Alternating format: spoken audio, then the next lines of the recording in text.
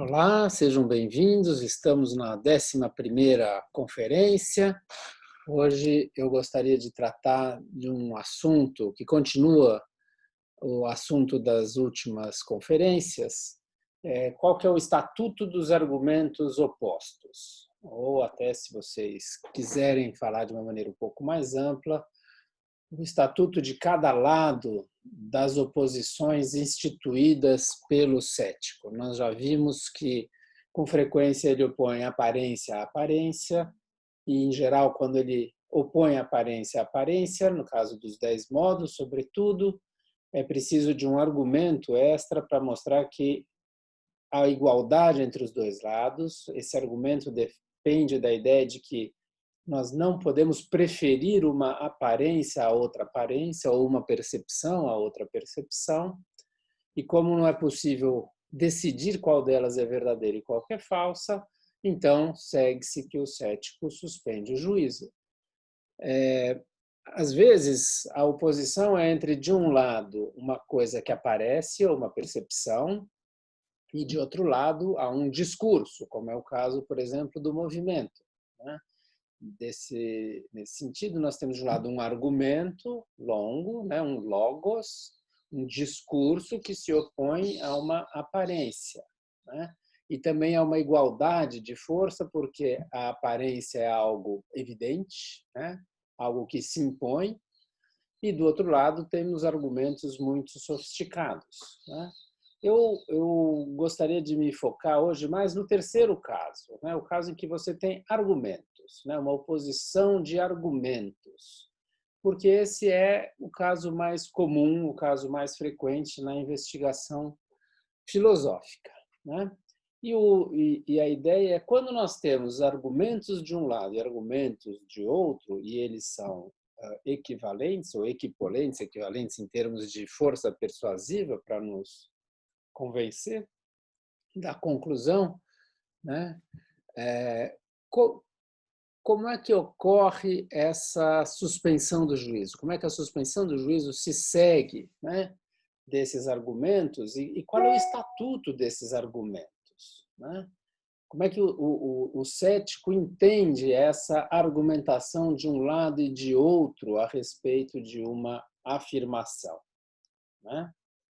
Um dos problemas, né, a gente já viu, e eu procurei dar uma solução para os 10 modos em algumas conferências atrás, é que aparentemente você tem de um lado uma interpretação causal, isto é, quando você argumenta de um lado, argumenta do outro, esses argumentos se equivalem, você tem um discurso de um lado, um discurso do outro, esses discursos são igualmente persuasivos, você é levado causalmente à suspensão do juízo, né? De alguma maneira, esse impasse ele produz a suspensão do juízo, que por sua vez produziria a tranquilidade ou imperturbabilidade, né? Eu tratei lá atrás como uma questão causal, né? Em oposição à interpretação racional, que é aquela que diz que a suspensão do juízo ela é gerada por meio de um raciocínio, né?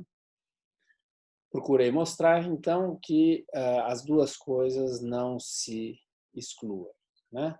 Agora, eu gostaria de tratar a respeito da oposição entre os discursos de um lado e um discurso do outro, de uma perspectiva um pouco diferente, mas talvez similar, né? Esses argumentos, né, que estabelecem, por exemplo, P, ou os argumentos que estabelecem não P, né?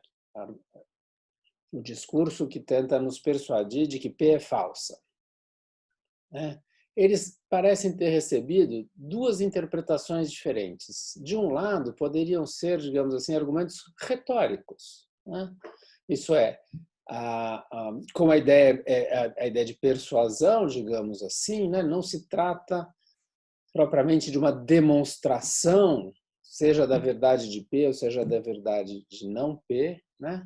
Ou, de outro lado, na medida em que se supõe que a argumentação filosófica estabelece a verdade de P, ou eventualmente a falsidade de P, esses argumentos poderiam ser entendidos como argumentos demonstrativos, né? Essa oposição entre argumentos retóricos e argumentos demonstrativos aparece, por exemplo, na interpretação do Woodruff dos modos de Enes e Demo, e ele discute um pouco os argumentos a favor e contra as duas interpretações, e ele opta pela interpretação de que os 10 modos são demonstrações. Eu procurei argumentar lá atrás que os 10 modos são argumentos, mas não são demonstrações, né? Eu vou fazer algo análogo aqui com relação aos logoi opostos, aos discursos opostos. Essa é a minha ideia, né?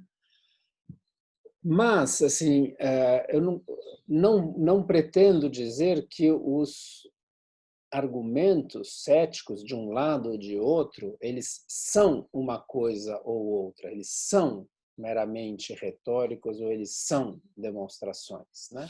A minha inclinação hoje é para dizer que é possível tratar os argumentos levantados pelos céticos de um lado e de outro, de um jeito ou de outro. É possível dar uma interpretação dogmática para esses argumentos, mas é também possível dar uma interpretação cética. O que eu quero dizer é que existe uma concepção dogmática da argumentação filosófica, dos argumentos que são empregados na investigação filosófica, e existe uma concepção cética desses mesmos argumentos, né? Tal que esses argumentos não são entendidos como os dogmáticos entendem a argumentação filosófica, né?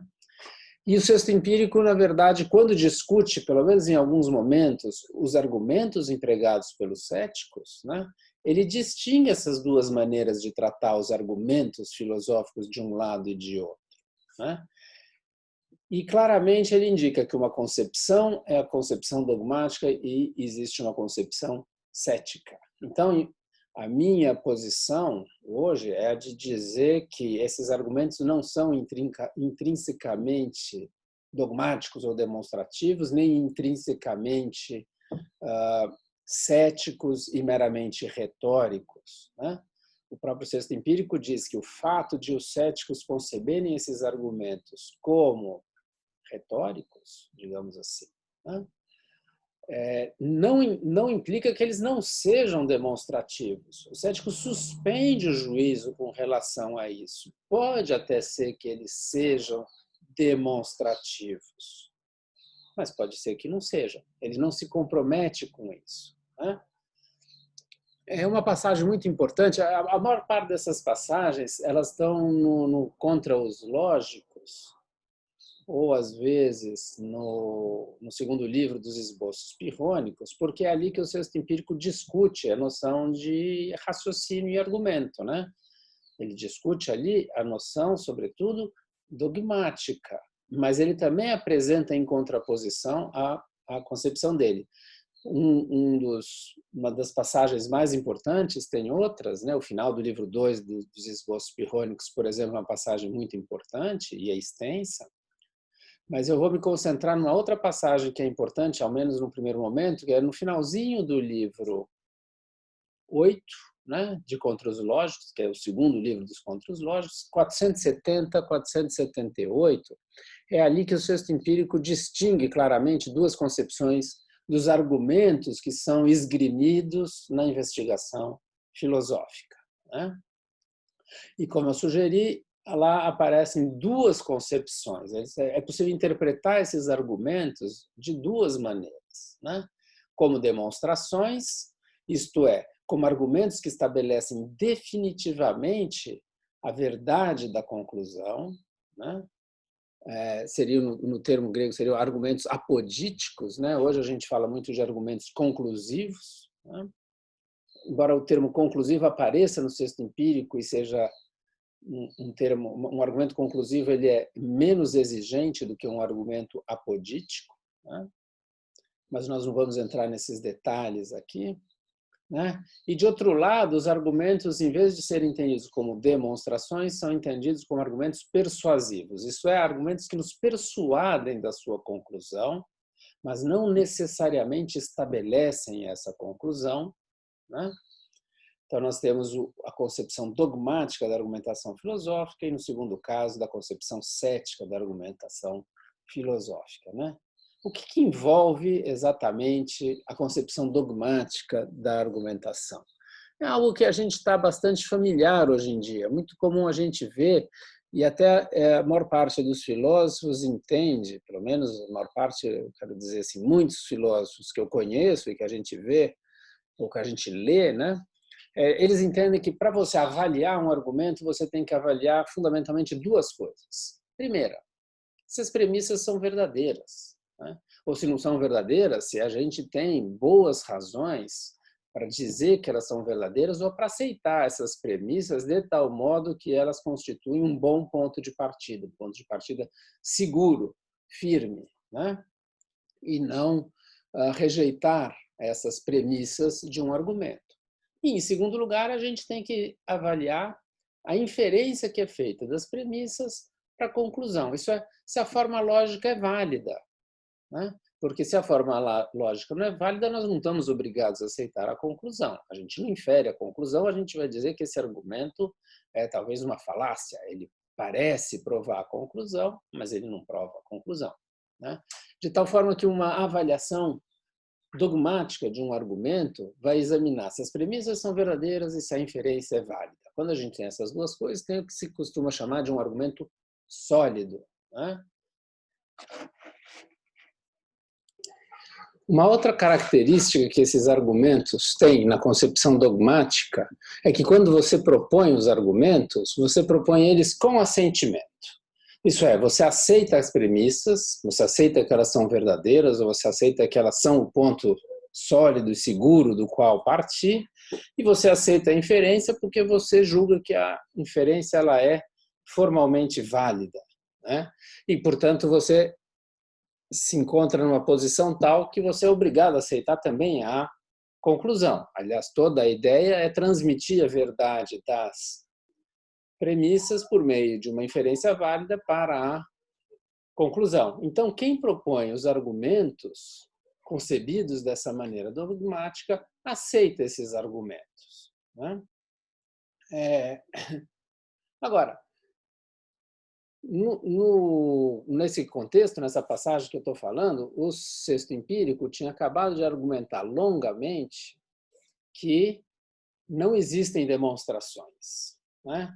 Se de um lado os dogmáticos entendem que existem demonstrações, e inclusive ele parte toda a investigação sobre a noção de demonstração com a definição ou a concepção que os estoicos têm de uma demonstração, e aí ele procura argumentar que, dada a definição estoica de demonstração, não existem demonstrações, então, durante páginas e páginas e páginas, o sexto empírico procura mostrar que não existem demonstrações, o dogmático retruca, dizendo que os céticos caem numa inconsistência ou caem em contradição. Por quê? Porque eles demonstram que não há demonstração. Ora, essa é a concepção dogmática, a concepção de que os argumentos numa investigação filosófica são argumentos demonstrativos. E é uma contradição do ponto de vista do dogmático demonstrar que não há demonstração, porque se você não demonstra nada, você não pode demonstrar que não há demonstração. Mas se você demonstra que não há demonstração, então você demonstrou alguma coisa e existem demonstrações. A própria argumentação cética é ela própria uma mostra, uma prova, uma demonstração de que a conclusão do argumento dele está errada, né? Então, existe aqui claramente uma concepção dogmática por trás dessa argumentação cética, e o sexto empírico responde a essa objeção. E ele responde de duas maneiras. E é interessante a gente prestar atenção nessas duas maneiras e talvez distingui-la com cuidado, né? Porque a primeira maneira é responder a essa objeção no próprio terreno da objeção. Vamos supor que o argumento seja demonstrativo. Segue-se que a posição cética é incoerente? O sexto empírico responde de duas maneiras. Primeiro, o argumento pode se excluir a si mesmo. Isso é, você pode provar que não há demonstração e excetuar como único caso, a demonstração de que não há demonstração. Por exemplo, quando se diz, né, numa analogia, que Zeus é o pai de todos os deuses. Bom, é o pai de todos os deuses, menos dele próprio, né? Porque Zeus não é pai de si mesmo. Então, quando você afirma alguma coisa, essa coisa pode se excluir, né, das outras coisas que estão sendo afirmadas, né? Então, demonstra-se que não há demonstração, isso vale para todas as outras demonstrações, menos para essa própria, e, portanto, não haveria contradição, né? De outro lado, diz o sexto empírico, poderia ser o caso que essa demonstração se aplicasse a si mesma. Você demonstra que não há demonstração e isso se aplica a si mesma, né? E aí a metáfora que ele dá é a famosa metáfora do purgante, né? De um remédio que expele as coisas ruins e ele se expele junto com as demais coisas. Então, a demonstração de que não há demonstração também se aplica a si própria. Ela joga fora ou recusa todas as demais argumentações, mostrando que elas não são demonstrativas, e, ao mesmo tempo, ela se mostraria que ela própria tampouco é demonstrativa, né? É uma demonstração que acaba anulando o seu próprio caráter de demonstração, seja de um jeito, seja do outro, né? A objeção do dogmático não atinge o cético. O cético não é inconsistente, ele pode preservar. Foi lido por muita gente que essa segunda resposta explicava o estatuto dos argumentos na investigação filosófica para o cético, como se ele fosse sempre dogmático e, por ser justamente dogmático, ele se espelha a si mesmo, ele é jogado fora, como a outra metáfora famosa, que é a metáfora da escada. O cético quer subir o muro, ele sobe o muro usando uma escada, quando ele está lá em cima, ele joga fora essa escada. Bom, veja, essas metáforas elas são aplicadas num caso específico da argumentação, quando você entende que a argumentação ela é de caráter demonstrativo e que ela se aplica a si mesmo, que ela não precisa, assim, que ela se aplica a si mesma e que ela ignorando do outro lado que ela poderia não se aplicar a si mesma, né? O cético poderia entender que haveria uma exceção no próprio caso, por exemplo, aqui no caso da demonstração, né? E então, mas isso, veja bem, é na concepção dogmática da argumentação, porque o sexto empírico diz que o próprio dogmático poderia não levantar essa objeção se eles percebessem o que é fácil, o que é óbvio, que são essas duas respostas, né? A demonstração de que não há demonstração, se excluindo a si mesma ou mesmo se aplicando a si mesma, né? O que o cético vai dizer, mas é preciso que a gente responda por nossos próprios meios, né? Por nossa própria conta e risco, né? Então, qual é a resposta que o cético dá a essa objeção dogmática? E aí ele expõe a concepção dele, cético, da argumentação que é empregada numa investigação filosófica, né?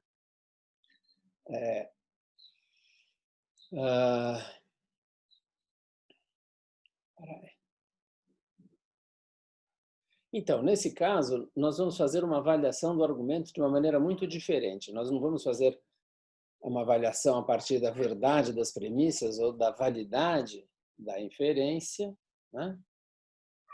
Mas o que o cético, e o cético nem pode fazer isso, porque, em primeiro lugar, quando ele investigou a noção de critério de verdade, ele, de alguma maneira, procurou minar as premissas de uma inferência dogmática, né? Simplificando, uma inferência dogmática, ela parte de premissas que são evidentes, ela usa um signo indicativo ou uma demonstração para concluir algo a respeito do não evidente, para identificar e fixar, né? Para garantir que a gente tem uma verdade, uma coisa evidente que é verdadeira, nós precisamos de um critério para identificar a verdade dessa coisa evidente, né? Se nós não temos um critério de verdade, então a gente não pode estar seguro da verdade da coisa evidente. Como o cético suspendeu o juízo a respeito de um critério, né, de um critério de verdade, ele não tem uma premissa verdadeira da qual partir ou na qual se apoiar. Né? E, em segundo lugar, aqui ele está discutindo justamente a noção de demonstração, e ele suspende o juízo a respeito de demonstração, como ele já tinha suspendido o juízo a respeito do signo indicativo que deveria nos levar ao conhecimento de alguma coisa naturalmente não evidente, né? Aquilo que não faz parte e não pode fazer parte da nossa experiência. Né? Suspendendo o juízo a respeito do signo indicativo e das demonstrações, também não há um caminho que nos levaria do ponto de partida, que é uma coisa evidente e verdadeira, para a verdade de alguma coisa não evidente. Né? Então, o cético não poderia, de maneira nenhuma, usar essa maneira dogmática de avaliar os argumentos. Né? A concepção cética entende que os argumentos eles são persuasivos. Portanto, a gente volta para a ideia, né, na terminologia do Woodruff, de que os argumentos são retóricos, eles não são demonstrações. Assim como os 10 modos não eram demonstrações, eu já voltarei daqui a pouco a isso, os argumentos, de um modo geral, na parte específica, quando o cético está fazendo a sua investigação propriamente filosófica, da lógica, da física, da ética, né, de cada um dos assuntos nessas 3 partes, o cético vai dizer que eles são argumentos persuasivos. Né? Isso é, que a gente são argumentos, são discursos cuja finalidade é ter um impacto sobre nós. Né? Mas esse impacto, mais uma vez, não é meramente causal, porque nós estamos falando de argumentos, de raciocínios. Né? Mas eles têm uma força, e o que importa talvez seja menos, digamos assim, a verdade intrínseca das premissas ou a sua validade formal, como se o argumento tivesse por si mesmo a sua validade, digamos assim, como se a gente pudesse atribuir a cada argumento uma força intrínseca, né? O que nós vamos ver aqui no caso dos argumentos entendidos como persuasivos, não entendidos da maneira demonstrativa, né? Talvez não caiba falar da força intrínseca dos argumentos, né? Como se uma avaliação do próprio argumento em si resultasse que ele tem tal força. Né? É claro que, como são raciocínios, existem bons e maus raciocínios, então existe uma certa força argumentativa nessa força persuasiva, certo? E a gente acaba, então, sendo persuadido da conclusão do raciocínio ou do discurso. Né?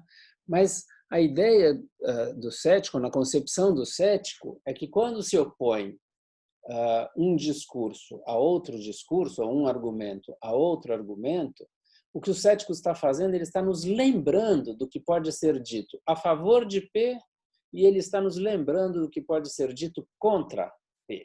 Né? Então, mais uma vez, aqui aparece o signo comemorativo, aquele tipo de signo que o cético aceita quando ele discute logo no começo da sua investigação sobre os signos, tanto no segundo livro dos esboços pirrônicos, quanto em M8, né, no segundo livro do Contra os Lógicos, e ele introduz a questão do signo. Nessas 2 passagens ele diz que o cético aceita o signo comemorativo, que é aquele signo que liga coisas que aparecem a coisas que aparecem.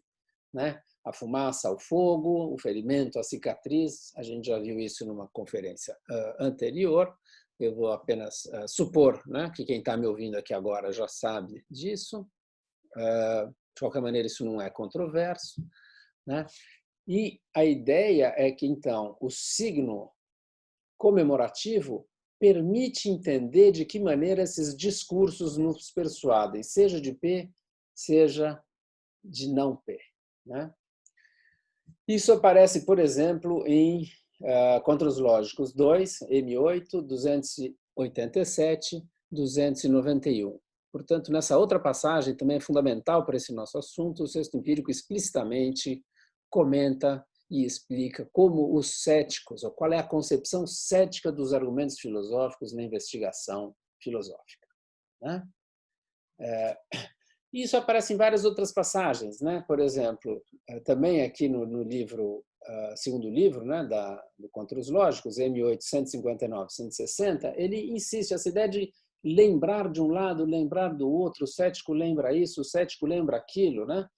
Então, se vocês se lembrarem, né, o signo comemorativo é aquele: eu vejo a fumaça, eu lembro do fogo, então eu sou capaz de inferir o fogo. Há uma conexão estabelecida pela experiência, né, que é natural ou que às vezes é convencional, né? Alguém levanta uma bandeira branca, isso significa paz. Essa associação é convencional, mas é uma associação que foi feita por nós, né?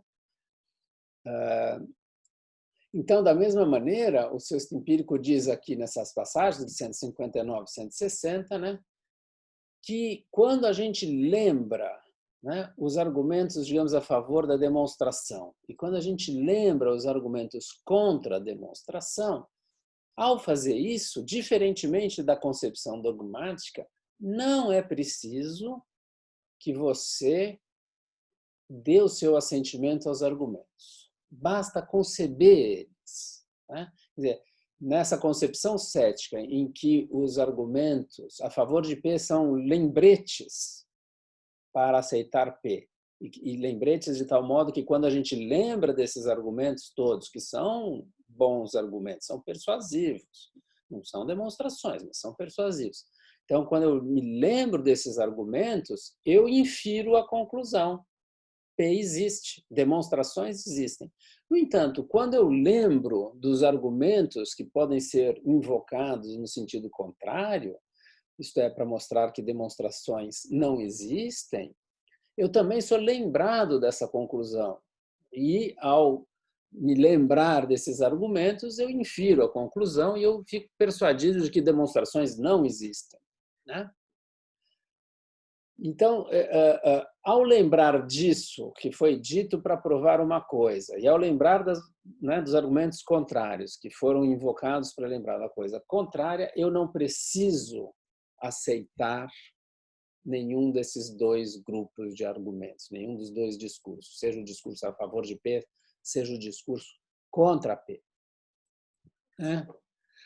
Isso, por exemplo, essa ideia de que basta a concepção para você fazer a investigação aparece também logo no comecinho do segundo livro dos esboços pirrônicos, né, em 2.10, onde o sexto empírico vai justamente tratar desse assunto. Só que ali não se trata tanto da concepção dos argumentos como um todo, se trata sobretudo da concepção do assunto a ser investigado, mas a ideia de que na investigação filosófica ela é possível e basta que você conceba o que vai ser estudado, não que você apreenda o que vai ser investigado, basta que você lembre dos argumentos invocados, né, aduzidos de um lado ou de outro em favor de uma conclusão e o contrário dela, né? Basta isso. O que é interessante é que o sexto empírico também repete muito essa ideia da prática cética, que é lembrar dos dois lados da questão, né? Lembrar o que pode ser dito a favor e lembrar o que pode ser dito contra, né? Isso.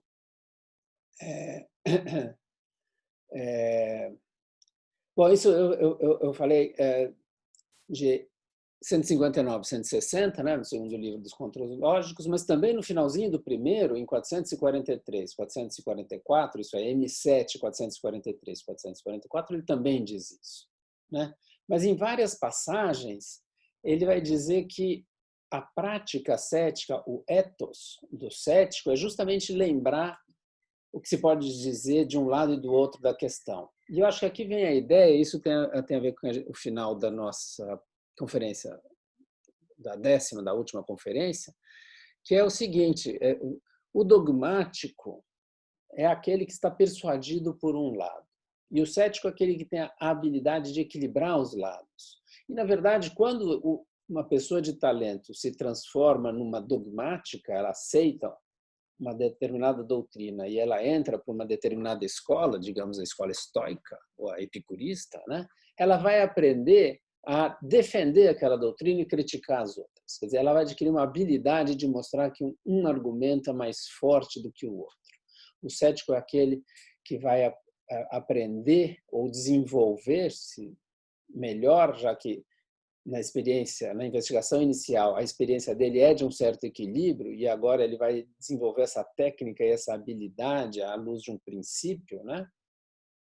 E dentro da escola cética, a equilibrar os dois lados de uma questão. E essa ideia é justamente que você tem que lembrar o que pode ser dito contra aquilo que foi afirmado com base em outros argumentos, né? Se a experiência do dogmático é justamente a experiência de que um lado é mais forte do que o outro, né? No caso do cético, então, a habilidade dele vai ser de reforçar o outro lado, lembrando que do outro lado também tem argumentos fortes, na verdade tão fortes quanto, não mais fortes, mas pelo menos tão fortes quanto, nem mais nem menos fortes, né? Então, esse é o hábito, digamos assim, do cético, que é argumentar dos dois lados de maneira igual. Por quê? E aqui vem acho que a ideia fundamental. É porque lembrar o que se diz do outro lado para um dogmático que não se lembrou suficientemente que pode ser dito do outro lado, neutraliza a persuasão do primeiro argumento. Eu acho que essa ideia de neutralização é fundamental. Quer dizer, na experiência do dogmático, e aqui a concepção do cético é de que a filosofia é, sobretudo, uma experiência, né? Eu já insisti várias vezes nessa ideia da experiência, é uma palavra que se repete aqui, né? Ele tem uma experiência que o leva ao ceticismo, né? Uma experiência intelectual, uma experiência na investigação. Bom, a experiência do dogmático é de que um lado é mais forte do que o outro. Isto é, na experiência do dogmático, certos argumentos são persuasivos e fazem com que ele aceite uma conclusão, né? A ideia é que o cético vai neutralizar a persuasão desse discurso que leva à afirmação de P. Como é que isso se faz? Lembrando os argumentos contrários que nos persuadem de uma tese contrária, né?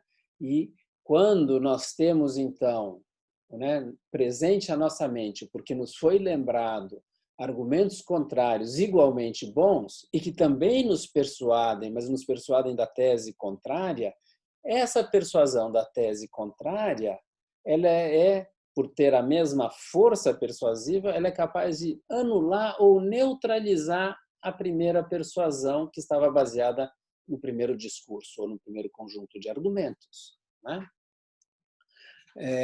Então, essa ideia é que um lado neutraliza o outro, né?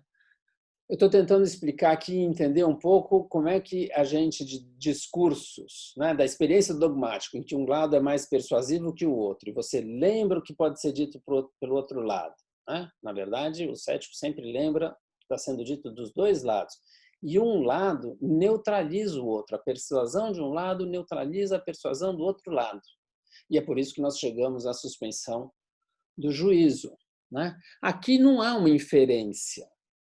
Eu acho que, ao contrário dos 10 modos, onde a gente viu que tem uma inferência, e, em geral, tem um argumento explícito lá, quando se tratava da oposição de aparência a aparência, aqui, no caso dos discursos opostos, como cada discurso já traz embutido em si os seus argumentos que persuadem da afirmação e que persuadem da negação, de alguma maneira a racionalidade está embutida nessa prática argumentativa de um lado e de outro. Mas também essa passagem, digamos assim, dos discursos opostos para a suspensão do juízo, ela não depende de um argumento, mas talvez se possa dizer que ela é racional, né? Ou talvez natural, porque o sexto empírico usa uma palavra com alguma frequência que é eikotos, né? Que às vezes se traduz por e é natural que seja assim, ou é razoável que seja assim, é compreensível que seja assim. O que ele está querendo dizer nessas passagens? Por exemplo, em M8.323, M8.365, ele está dizendo que quando a gente está persuadido de uma tese e a gente está igualmente persuadido da outra tese, é natural, é compreensível que a gente hesite, que a gente não consiga dar o assentimento, seja uma, seja outra, né? E, portanto, nós somos levados a suspender o juízo, ou até nós suspendemos o juízo, tendo em vista essa equipolência persuasiva dos dois lados, né? Nesse sentido, essa é a atitude correta. Se eu optasse por um dos lados, não seria uma atitude racional, isso é baseado em algum tipo de raciocínio, né? Porque, num certo sentido, o cético investigou, né, o que pode ser dito de um lado e o que pode ser dito do outro, os melhores argumentos de um lado, os melhores argumentos do outro, e o raciocínio dividido, digamos assim, né? Os nossos raciocínios, que estão parte de um lado e parte do outro, eles levam a esse impasse. E diante de um impasse, o que é esperado, se vocês quiserem, para quem está querendo decidir por meio de razões, não há mais nenhuma razão que desequilibre, né? Se eventualmente aparecer uma razão de um lado, antes de dar o assentimento apressado, vamos investigar do outro lado se essa razão pode ser combatida por uma contra-razão, por uma razão contrária a essa, né? Eu estou insistindo muito nesse ponto porque às vezes parece que o cético é um antirracionalista, ou que ele só usa a razão no sentido dogmático. Não, o que eu estou insistindo bastante, me repetindo até, para fixar essa ideia, é que existe uma concepção cética, sim, e o sexto empírico explica ela. A gente pode não gostar, pode não aceitar, etc. Tal, mas, do ponto de vista interpretativo, a gente tem que reconhecer que o sexto empírico apresentou uma certa concepção cética dos argumentos que são empregados de um lado e de outro na investigação filosófica, né? E, só para terminar, voltando um pouco para o Woodruff, que disse que os 10 modos não são raciocínios persuasivos, mas seriam raciocínios demonstrativos, e ele procura mostrar quais seriam, né, quais são os princípios epistêmicos que estariam por trás do argumento nos 10 modos. Veja, em M8.287, né, um trecho que eu já passei, o sexto empírico sugere que o primeiro modo de Enesidemo ele é persuasivo, né? Na verdade, ao introduzir os 10 modos, isso o Woodruff lembra, né, essa passagem, o sexto empírico se refere à força que os modos têm, e ele diz que essa força pode ser, que esses modos podem ser podres, né, o termo em grego. Mas, no fundo, o que ele quer dizer é que esses modos eles não são demonstrativos. Eles podem ser, do ponto de vista formal, né, inválidos, né? Eles podem, eventualmente, ter premissas que não são verdadeiras. Quer dizer, se você avaliar eles exigindo, como exige o dogmático, né, com uma concepção dogmática, bom, então eles são podres, né? Quer dizer, não está garantida a verdade das premissas nem a validade da inferência, isto é, eles não são argumentos sólidos, né? São podres, são frouxos, né? Mas isso não quer dizer que não sejam argumentos, ao contrário, eles se persuadem da sua conclusão, e a conclusão é deve-se suspender o juízo, a conclusão é suspendemos o juízo, né? Então, eles têm força persuasiva, eles são capazes de impor, e o sexto empírico até acha que é necessário suspender o juízo, né? Essa necessidade não é uma necessidade lógica formal, mas há uma certa... E não é meramente causal, acho que esse é um ponto também importante. Quer dizer, nós não estamos obrigados a escolher entre ou é causal ou é dogmático, né? Ou é uma necessidade lógica, não. Aqui tem um tipo de necessidade que é a necessidade do raciocínio, de um raciocínio que a gente usa, que é natural, que nem a necessidade de você ver a fumaça e pensar no fogo, de você ver uma cicatriz e inferir o ferimento prévio, né? É nesse sentido de necessidade, né? E a habilidade, portanto, que é essa de neutralizar o lado oposto, né, que era persuasivo a favor de P, e você neutraliza essa persuasão ao persuadir da mesma maneira o contrário, né? Isso é uma capacidade de fazer as coisas, céticas, né?